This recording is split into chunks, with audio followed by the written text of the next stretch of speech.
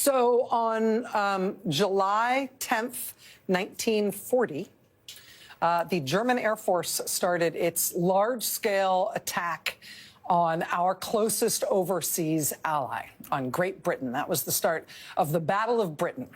And at that point, Great Britain was the last man standing in Western Europe. The Germans had spread out into Austria and then into Czechoslovakia, and then they took Poland and Denmark and Norway and Belgium and the Netherlands and Luxembourg and France. Nazi Germany was just rolling through all of those countries. And at the end, Britain was it. Starting July 10th, 1940, the might of the German Air Force turned its sights to destroying and ultimately trying to take Britain as well, because they wanted all of it. They wanted all of Europe. And at that point, the United States had to decide what we were going to do. Here was not just our closest overseas ally, but here was the last country standing in the way of total Nazi domination of all of Europe, which is what Hitler seemed to want to use not only for its own ends, but he seemed to want to use that as the cornerstone of a global Third Reich, Nazi world domination. And here's little Great Britain standing as the last thing between them and control of that continent. So what were we going to do? What President Roosevelt wanted to do was help our ally, help Great Britain stand up to the Nazis, help them hold the line. FDR expended a huge amount of political capital to do that, and also just capital, money, to send Britain as much support as he could manage, short of us getting into the war ourselves in 1940. That's what FDR did. That is what we remember the United States doing as a country. But at the time, it definitely wasn't like a consensus decision. That is definitely what President Roosevelt wanted to do, but lots of other people in the country did not want to do that at all. Remember that date, July 10th. That's when the German Air Force started attacking the British mainland, July 10th. Exactly 1 month later, on August 10th, 1940, a sitting U.S. senator gave a national speech on the radio in which he demanded that England should say thank you to us. They should be way more grateful. They should show us some respect. Frankly, all our allies should, for all that we've done for them. And it was time, frankly, for them to start paying us back. That senator's name was Ernest Lundeen. He was a senator from Minnesota. And in Congress, he had formed something called the Make Europe Pay War Debts Committee, which said that we shouldn't be helping our so-called allies in Europe at all, because, frankly, those allies, especially England, they owed us. They owed us money from the First World War, money they hadn't been able to pay back yet. We should focus now on making them pay us back rather than us giving them any more help. I mean, who cares that they're being invaded and attacked by the huge Nazi war machine, which has already invaded and taken over the whole rest of Western Europe? Not our problem. We should be collecting right now on what they owe us for helping them already the first time around. In no way should we be giving them any more help. Ernest Lundeen was actually so into the idea of the Make Europe Pay War Debts Committee that he formed a second committee with a similar name that focused specifically on how they should pay their debts to us. His other committee said that they should pay their war debts to us by giving us their islands. Islands for War Debts Committee. That was his idea. Our allies are in the middle of being invaded and bombed and occupied by the Nazis, but this seems like a good moment to see if we can get some stuff off of them. Seizure of the islands may be necessary, as was once advocated by Andrew Jackson, our great American president. Danish and Dutch, British and French island possessions in America, all must become American. In the meantime, our debts are piling sky high, approaching 50 billions, with a $6 billion deficit this year. Yeah, see, we've got these debts. They owe us.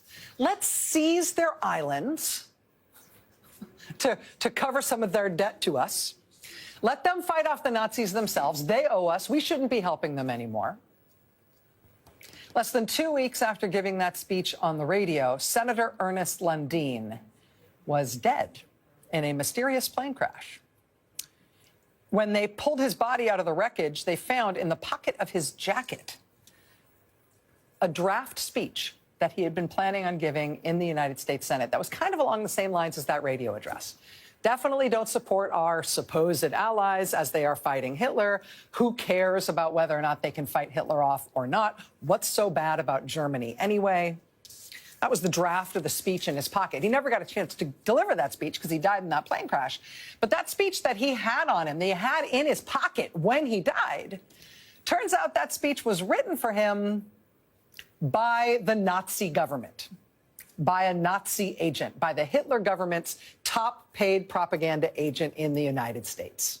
Turns out that Senator Ernest Lundin was being paid by the Nazis. He had been on Hitler's payroll the whole time.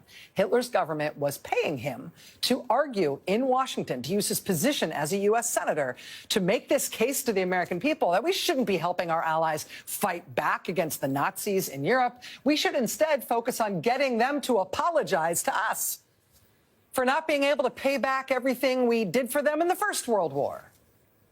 We should be getting them to show their gratitude to us now by figuring out what they can do, what they can give up of their own resources to prioritize paying us while they're fighting off the Nazis or whatever. That happened in August 1940. How was your day today?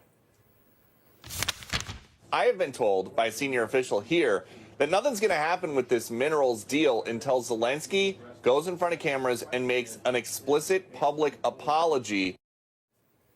85 years ago, in 1940, Ernest Lundin was just a senator.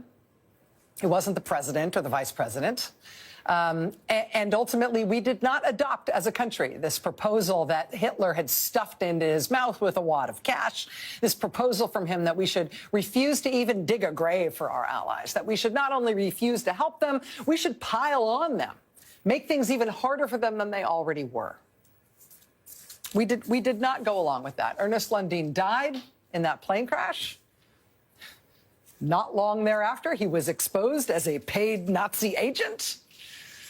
And then he quickly was forgotten.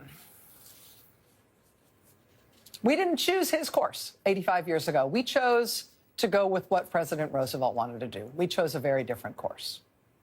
And in so doing, the United States not only stood up for our allies and stood against the Nazis, the United States became the leader of the free world. And now it is 85 years later. It's 2025.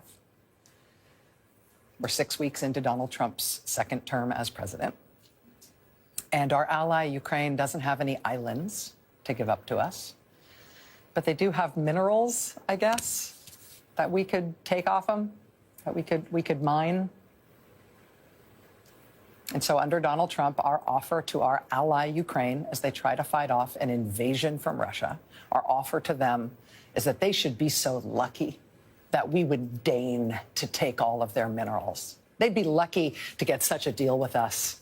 In fact, they'll only even get that deal. They'll only get the privilege of us taking their resources off of them if they grovel for it. But even then, maybe not.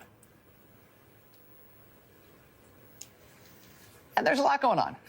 There's a lot to get to just tonight in this hour on this show. We're going to be talking tonight about the protests all over the country this weekend at national parks and at national historic sites, as Trump's massive and indiscriminate firings of the federal workforce have led to the first announcements that some parks will be closing down and no longer open to the public, even though those are our parks and our land. As rare winter wildfires race through North Carolina and South Carolina and Georgia tonight, forcing a state of emergency in South Carolina, forcing evacuations from multiple parts of those states.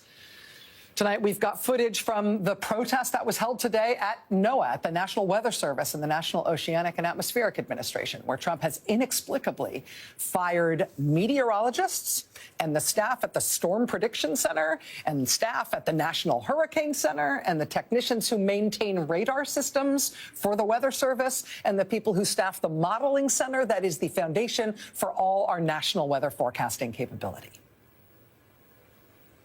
We will have more to come tonight on the protests today and this weekend that targeted the president's top campaign donor at some of his many businesses. The president has given his top campaign donor the right somehow to fire whole swaths of the United States government. Lots of protests against that campaign donor all over the country this weekend. We'll be taking a look at some of that, as well as the protests targeting the vice president when he made a genius decision to take a ski vacation in Vermont, which is apparently a place he has never Googled. One of the remaining senior officials at USAID clicked send on a report this weekend just before he was fired. The report detailed that agency's assessment of the consequences of President Trump and his top campaign donor just shutting off U.S. humanitarian aid and foreign aid full stop. USAID's assessment of what that will cause is a harrowing list, including nearly 28,000 new cases this year of highly infectious hemorrhagic fevers like Ebola and Marburg. 200,000 children this year paralyzed with polio. 18 million new cases of malaria this year. USAID says we can also look forward to a 30% global rise in multi-drug-resistant tuberculosis just this year. A single case of multi-drug-resistant tuberculosis, just for perspective here, costs about $150,000 to treat. We'll have a 30% rise in multi-drug-resistant tuberculosis worldwide this year. Nicholas Enrich, acting administrator for global health at USAID, was told this weekend that he was being fired. He then clicked send on those reports. So even though he was being pushed out, at least the country would know what they are doing there and what the consequences may be. And now he has gone from that job. So there's a lot going on. There's a lot to cover every day, increasingly with each passing day. But I got to tell you, even just since Friday, since our last show Friday night, the litany of things that have happened, the litany of things Trump is doing specifically for Russia is a list that would make Ernest Lundin blush. I mean, you might have seen the show that we did on Friday night. Even before today, even before this weekend, we had the Justice Department making a major change. Justice Department prosecutes foreign agents under the Foreign Agent Registration Act. Trump Justice Department announced they will no longer enforce the Foreign Agent Registration Act. The FBI and the Cybersecurity Division of the Department of Homeland Security, they both have election security units that monitor and combat foreign influence operations specifically targeting our elections. Under Trump, that FBI task force and that part of CISA, the cybersecurity agency, have both been shut down. Trump's Justice Department has also announced that it is closing its unit that seeks to enforce economic sanctions against Russia. Task Force Klepto-Capture is now gone. Russia kicked USAID out of Russia in 2012. Vladimir Putin has sought since then to demonize USAID and to try to get USAID kicked out of as many other countries as he can. Well, Trump decided that USAID would be the first agency he and Elon Musk would target to fully shut down. Last week, Trump specifically shut down the American project that helps Ukraine keep up its electrical grid. Keep its electrical grid up and running as Russia has bombed it and attacked it over and over and over again during this war, specifically to try to freeze the civilian population to death in order to force Ukraine to surrender. Before last week, the United States was the major source of assistance to Ukraine to keep its electricity on, to keep that grid up. As of last week, Trump has withdrawn that help. At the United Nations, under Donald Trump, we sided with Russia and against Ukraine and all of our allies when it came to a resolution marking the third anniversary of Russia's invasion of Ukraine. Trump now says that Russia should be allowed back into the G7. Trump sent a high-level delegation, a U.S. government delegation, to meet with the Russian government in Saudi Arabia. He says he's looking forward to meeting Putin himself in person. Maybe he will invite him to the White House. I fully expect that he will. Trump appointed a new director of the FBI who was recently paid $25,000 to appear in an anti-FBI propaganda film made by a guy who has been paid by the Kremlin to make pro-Russian propaganda.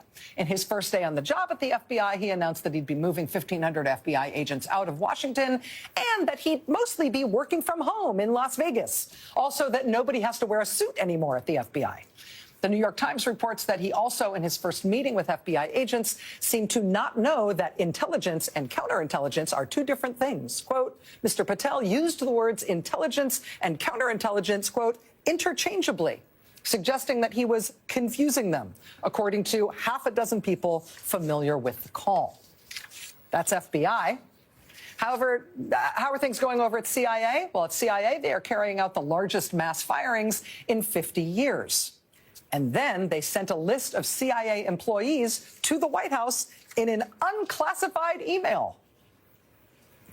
CNN now reports on a new naval intelligence document which says our foreign adversaries, including Russia, have, quote, directed their intelligence services to ramp up recruiting of U.S. federal employees working in national security, targeting those who have been fired or who feel they could be soon.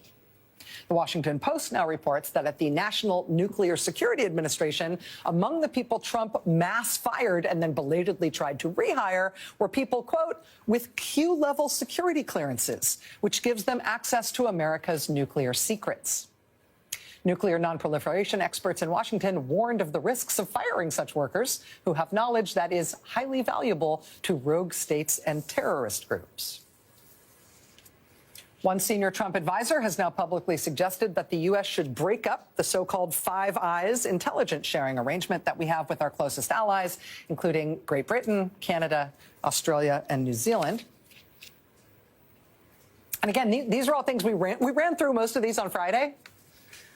But honestly, just from a news show's perspective, you need a whole team just assigned to this beat of how fast is America becoming Belarus? I mean, I know Trump's in a hurry, but at this point, I mean, we're just deciding whether we're going to be called Trumpistan or Ameristan. Which one polls better? I mean, either way, 6 weeks into this term, what is on President Vladimir Putin's wish list that he is not getting?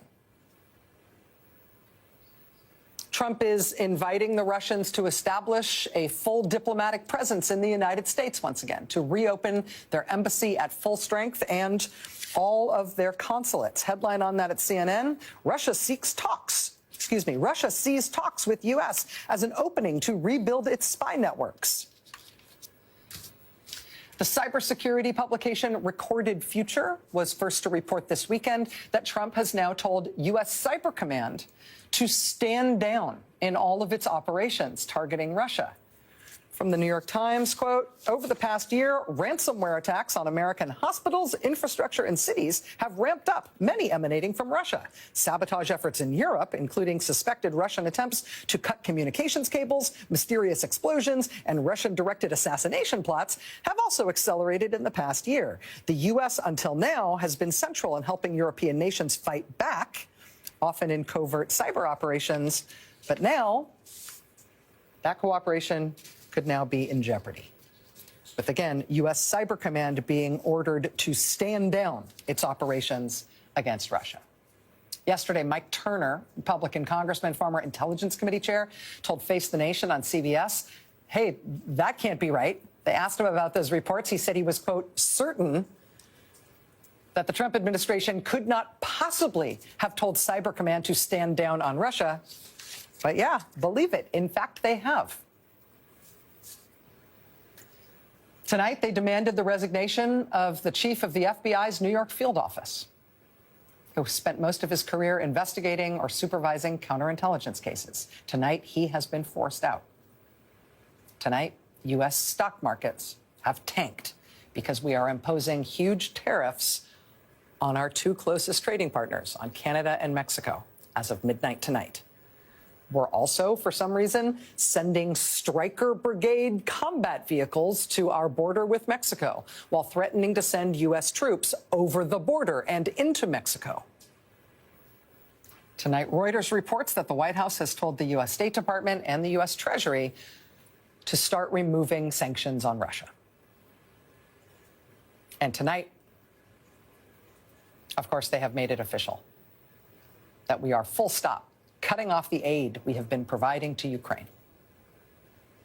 The aid that Congress approved and that Trump therefore does not have the legal power to stop, but he is stopping it anyway. Again, Ukraine. Duck Walk by Ariel Williams. Henrietta Wilkins rushes to church one Sunday morning, accidentally leaving her gate open. Her duck, Duckwisha, seizes the chance to take her 5 ducklings to the local pond. Along the way, the ducklings fall into a manhole, causing a town-wide rescue effort. After a frantic search, Duckwisha finds her ducklings safely swimming in the pond, and the heartwarming story makes local news. Meanwhile, Henrietta realizes her mistake and panics, but the firemen reunite her with Duckwisha and her ducklings, bringing a happy ending to their adventure. Get your digital copy today at lulubooks.com and experience the adventure in EPUB or PDF format. Make sure you have a compatible reader to dive into this unforgettable journey. Don't miss out, unlock the secrets, and let the story begin. Sable's Song, A Siren's Journey to Joy. Once upon a time, in a small, worn-out town in Middle America, there lived a little child named Sable. Born into poverty, Sable's body was frail, so thin that you could see her bones, but her heart was filled with an exuberance that not even hunger could dull. Sable was awkward, with dark, deep-set eyes that sparkled with innocence and wonder.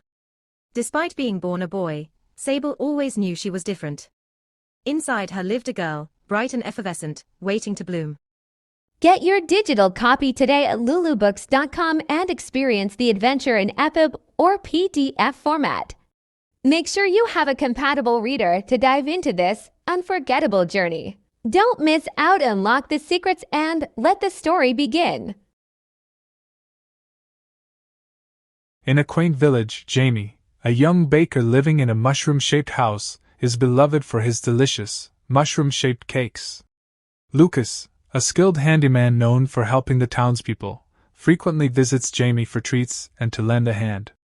When Jamie's baking supplies are delayed due to a supplier going out of business, he becomes distraught. Lucas comforts him, and in that moment, they realize their growing feelings for each other.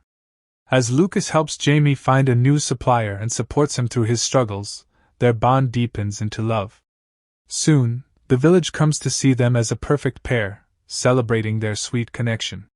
To get your copy of The Baker and the Handyman's Sweet Connection, please visit lulubooks.com. This is an electronic book, so be sure to have an EPUB or PDF reader to enjoy this heartwarming story by Ariel Williams. To view more ebooks, click Linktree in bio.